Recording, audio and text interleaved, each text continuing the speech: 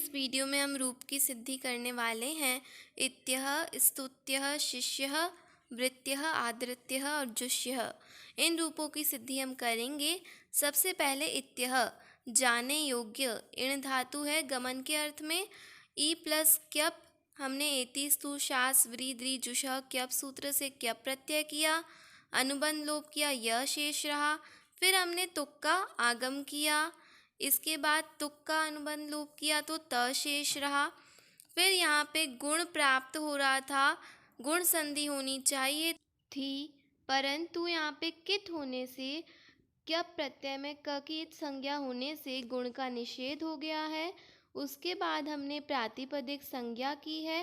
फिर हमने सुप्रत्यय लगाया है। सुप्रत्यय में हमने अनुबंध लोप करके स शेष रखा है।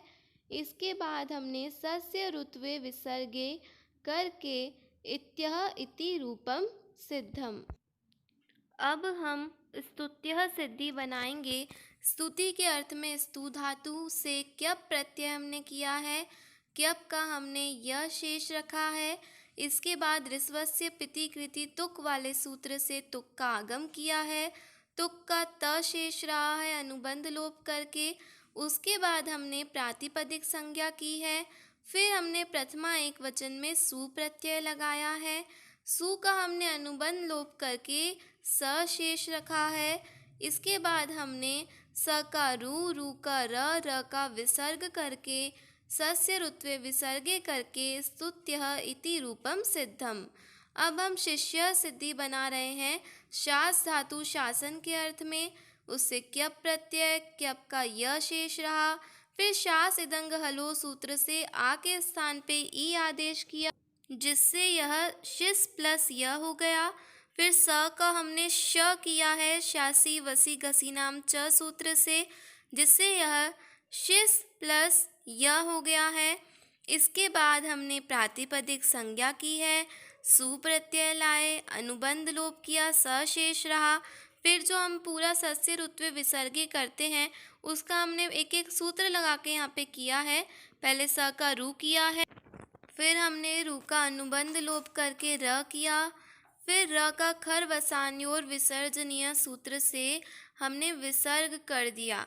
इस तरह से शिष्य सिद्धि पूर्ण हुई। अब हम बना रहे हैं वृत्यः। व्री धातु है वर्ण के अर्थ में, क्यप प्रत्यय लगाया, य शेष रहा। फिर हमने तुक का आगम किया है वही सूत्र से। फिर हमने तुक का त शेष बचाया अनुबंध लोप करने के बाद।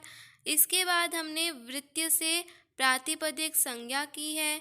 प्रथमा एक वचन में हमने सु प्रत्यय लगाया है, सु का हमने अनुबंध लोप करके स शेष रखा। फिर हमने सस्य ऋत्वे विसर्गे करके ये सिद्धि पूर्ण की है। अब हम आदृत्य सिद्धि बना रहे हैं। इसका अर्थ है आदर करने योग्य। इसमें हमने आ उपसर्ग लिया है, क्यप प्रत्यय किया, अनुबंध लोप, तुक का आगम, तुक का फिर त शेष रहा है। इसके बाद आदृत्य ये रहा तो इसकी प्रातिपदिक संज्ञा की है, सु प्रत्यय लगाया है, फिर सु का स रहा है। फिर हमने सस्य ऋत्वे विसर्गे वाला कार्य करके ये सिद्धि पूर्ण की है। अब हम बना रहे हैं जुष्यः सिद्धि, जिसका अर्थ है सेवन करने योग्य। जुष धातु से क्यप प्रत्यय किया है हमने, क्यप का फिर हमने यह शेष बचाया है अनुबंध लोप करके। फिर हमने यहाँ पे गुण की प्राप्ति हो रही थी इस सूत्र से, तो कित होने से किंगति च इस सूत्र से गुण का निषेध हो गया। फिर प्रातिपदिक संज्ञा, सुप्रत्यय, अनुबंध लोप, सस्य ऋत्वे विसर्गे, इस तरह से ये सिद्धि भी पूर्ण हुई।